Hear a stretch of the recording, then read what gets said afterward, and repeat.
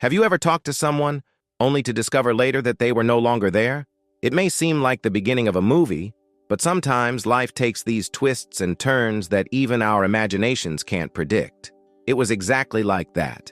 An unexpected reunion with a childhood friend on an ordinary day with no special warning, no emotional preparation, just that moment, that familiar presence, and a conversation that seemed to have come straight from a forgotten memory.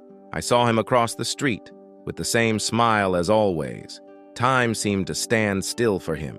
We exchanged simple words, like old friends reunited by chance.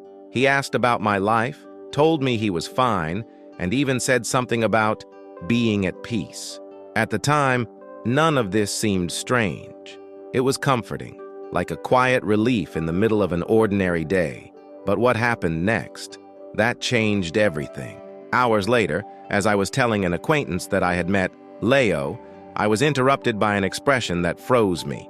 He looked at me seriously and said, "But Leo died this morning."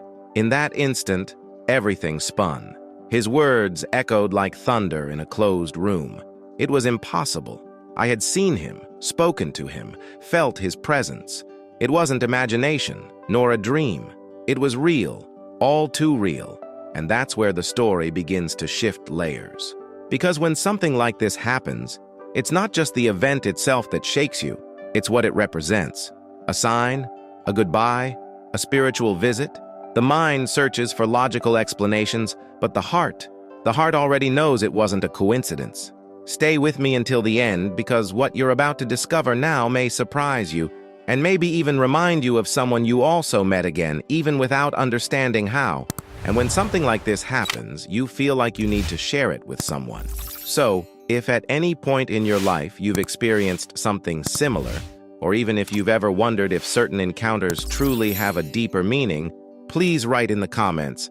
I'll read each one because it's these exchanges that make all this meaningful. When you comment, you're not only sharing your story, you're also helping to create this space of connection, acceptance, and faith that so many people seek. And if this message reached you in some special way, please like the video. It may seem like a simple gesture, but it shows YouTube that this content is valuable. And it also reaches other people who need to hear something like this. And if you feel that this kind of conversation truly resonates with you, subscribe to the channel. Your presence here gives me the strength to continue telling stories that move, inspire, and remind us that there's much more between heaven and earth than we can explain. Your participation here is what makes this channel grow and reach more people with this kind of content. So stick with me, because what comes next will make you see these encounters in a new light.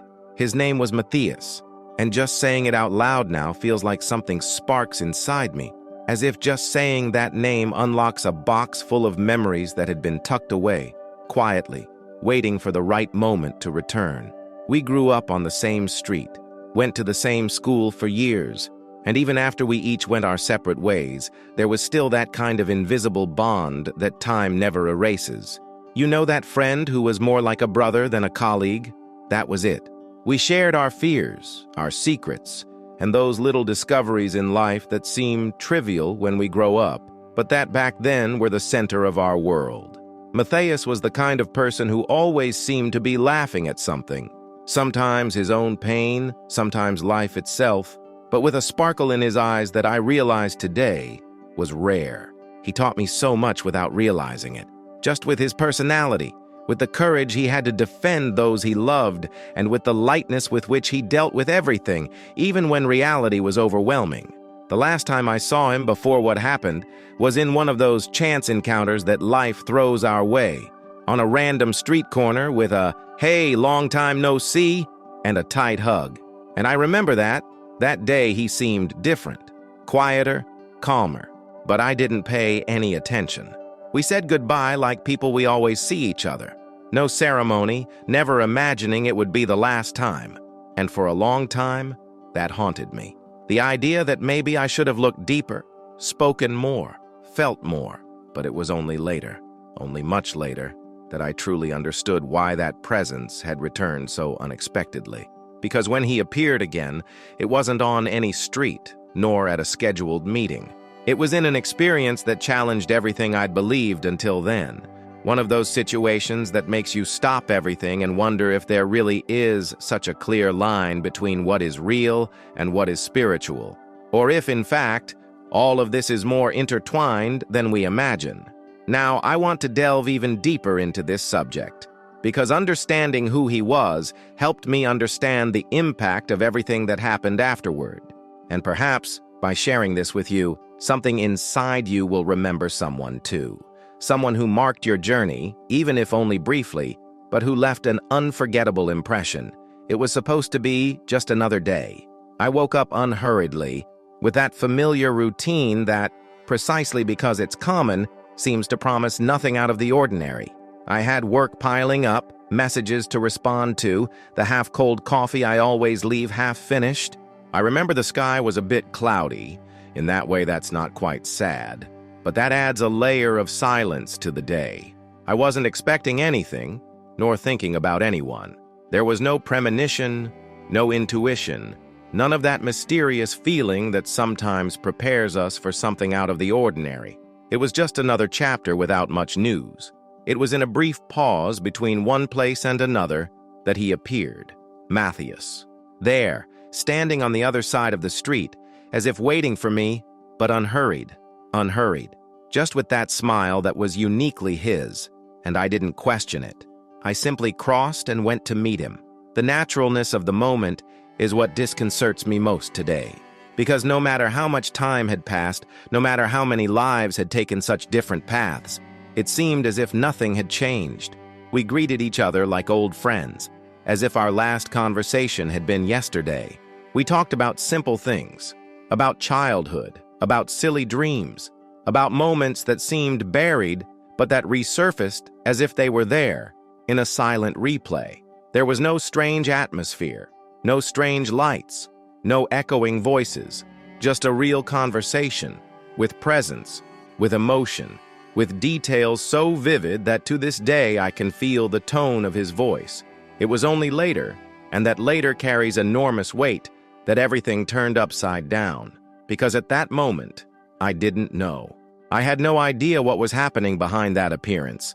In my mind, it was just a beautiful coincidence, a reunion the universe decided to allow. But what seemed ordinary hid something much greater, something that still gives me goosebumps just remembering. Now I want to delve even deeper into this subject, because this day, which began like so many others, became a turning point in the way I see presence, spirituality, and the truths that exist behind the invisible. It was as if time had opened a parenthesis between two worlds, just to deliver a silent but impossible to ignore message. The conversation began with that light tone of someone reliving old memories, as if time had placed no distance between us. Matthias asked if I still played soccer on Saturday afternoons, laughing as he remembered the time we punctured the new school ball and made up an excuse no one believed.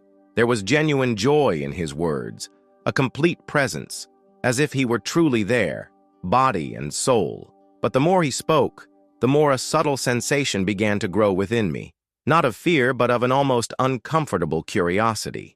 It was as if there were an invisible layer between what was being said and what was actually being shown. There was something in his gaze that made me pay closer attention. It was as if he knew something I didn't yet, a profound serenity, like someone who already understands more than we can even begin to realize on this side of existence.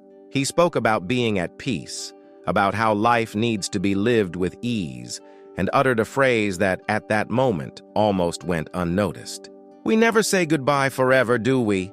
At the time, I simply nodded, not quite understanding. Only later would those words return like a powerful echo, almost like a revelation that had been there all along, but could only be deciphered after everything came to light. The feeling was welcoming, as if I were in one of those dreams you don't want to wake up from, but which at the same time is so vivid it's disconcerting. Nothing seemed forced, nothing seemed contrived, and perhaps that's precisely why it was so difficult to understand what was really happening. As the conversation progressed, I felt a strange mix of comfort and distance, as if, however present he was, a part of him was elsewhere, and was trying to show me this with gestures, with long pauses, with small, meaningful silences. Now, I want to delve even deeper into this subject, because the subtlety of this conversation was actually the key to something much bigger. It was as if, without saying it directly, he was trying to prepare me for something that was to come, something that would change the way I view the ups and downs of this life, and even what I believe about what comes after it. It was the next day. Life went on as normal, as if nothing had happened, as if that encounter had been just another reunion between old friends whom time had driven apart, but whose memory insisted on keeping close. I still had that strange feeling, a mixture of comfort and slight unease, when I received the call. It was a mutual acquaintance, someone I hadn't spoken to in a while, but who called me with a choked voice, laden with a weight only those who have had to deliver such news know. "Have you heard about Matthias?" he asked, and I replied almost automatically, "Yes, I met him yesterday. We talked." On the other end of the line, silence. It was in that silence that something inside me began to shatter. He continued, his voice trembling. "Israel, Matthias passed away yesterday morning. An accident. He was buried today." My mind froze. It was as if all the pieces of reality had been thrown into the air and none of them fit together anymore. How could that be? I saw Matthias. I spoke to him. We talked, laughed, exchanged memories. How could someone be dead and yet seem so alive, so present, so real? The ground opened up beneath my feet. Reason desperately tried to find a plausible, logical, Cartesian explanation. Maybe it was a mistake, maybe it was another Matthias, maybe it was a nightmare. But the truth imposed itself forcefully. It wasn't a mistake, it wasn't an illusion, and it definitely wasn't a dream. I knew I had lived it. Every detail was engraved in me, the words, the gestures, the look. And the more I tried to resist, the clearer it became that what had happened was not of this world. It was one of those encounters that transcends the rules of matter and touches a dimension we only begin to understand when we open our hearts to possibilities that go beyond logic. The news of Matthias's death wasn't just a shock. It was a portal, a watershed moment, a silent invitation to reevaluate everything we think we know about presence, absence, life, and continuity. Because the truth is, after that day, I could never look at reality the same way again. I began to realize there's something beyond, a hidden truth that reveals itself behind the scenes of the human experience, an invisible layer that connects us even when the body is no longer here. Now, I want to go even deeper into this subject, because what happened from then on shook not only my beliefs, but my entire way of being in the world. After the news hit me like a bolt of lightning, I was overcome by a feeling I can only describe as an internal chill. It wasn't just fear, nor just surprise. It was as if my soul was trying to decode something my body already knew, but my mind still insisted on denying. So I began to replay every detail of that conversation, line by line, gesture by gesture. And that's when everything began to take on a different tone, another layer, as if I were watching the same scene again, but now with my eyes open to the invisible. At the time of our meeting, everything seemed completely normal. But looking back, I realized there was a strange silence all around. Not the kind of silence that comes naturally to a late afternoon or a quiet street. It was as if the world had paused just for that moment. No distant car noise, no children screaming, not even a wind rustling the leaves. Just the two of us there, as if we were inside a bubble that suspended time, and his gaze, now I understand. It was a look of peace, yes, but also of farewell. A kind of serenity that doesn't suit someone here, in a hurry, distracted, racing against the clock of life. It was as if he already knew everything, including what I would only discover later. The way he said goodbye also resonated within me. It wasn't a casual goodbye. It was more intense, as if he were sealing something, as if this were the final act of a story I hadn't yet realized was over. He looked me in the eye, smiled, put his hand on my shoulder, and said something like, "It was good to see you." At the time, it felt kind. Now, it almost seems prophetic. And the way he simply walked away and disappeared into the crowd, at the time, I didn't notice anything strange. But now, with the full context, everything feels different. There were no footsteps. I didn't see where he went. He simply vanished, as if he'd dissolved into time. These details made me rethink everything. We tend to think that only what is tangible is real. But when we feel that kind of chill down our spine, that silent shiver that runs through logic and our body, it's as if something inside us screams, "Pay attention, that wasn't ordinary." And indeed it wasn't. It was one of the most transformative experiences of my life. A reminder that there are forces at work behind the scenes, that our bonds don't break just because a body no longer exists, and that the encounters that truly matter don't always follow the rules of space and time. Now I want to go even deeper into this subject, because after that day, other pieces began to fall into place, and what seemed merely strange began to carry a much greater meaning. After I began to mentally revisit every detail of that day, the silence around me, the farewell filled with something I couldn't name at the time, the way he simply disappeared without a trace, a question began to echo inside me more strongly than I'd like to admit. What if it wasn't just a coincidence? For a long time, we've been conditioned to seek rational explanations for everything.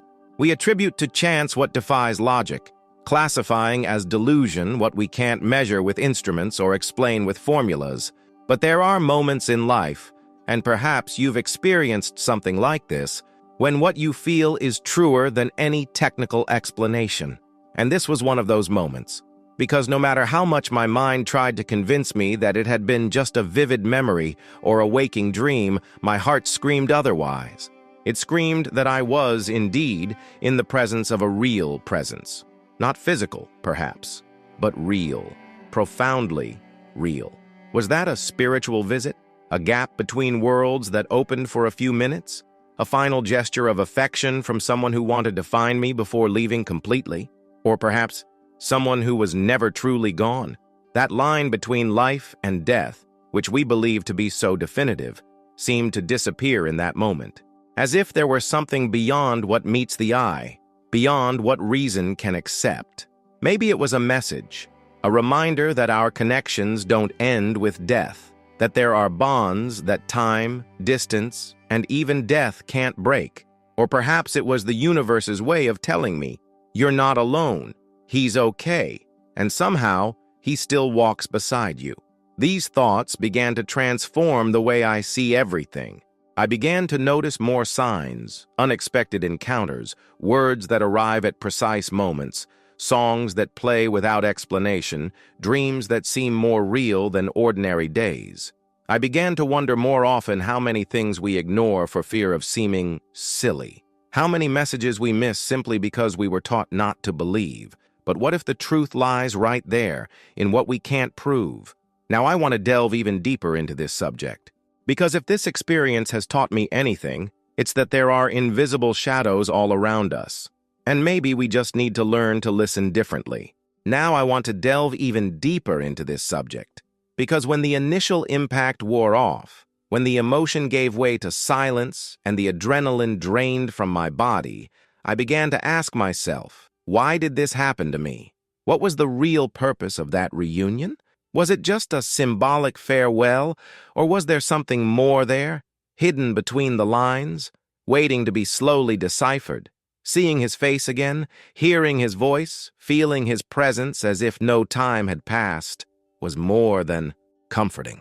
It was revelatory. It was as if the universe were handing me a fragment of something greater, something I didn't yet understand, but that needed to be felt first, before it could be understood.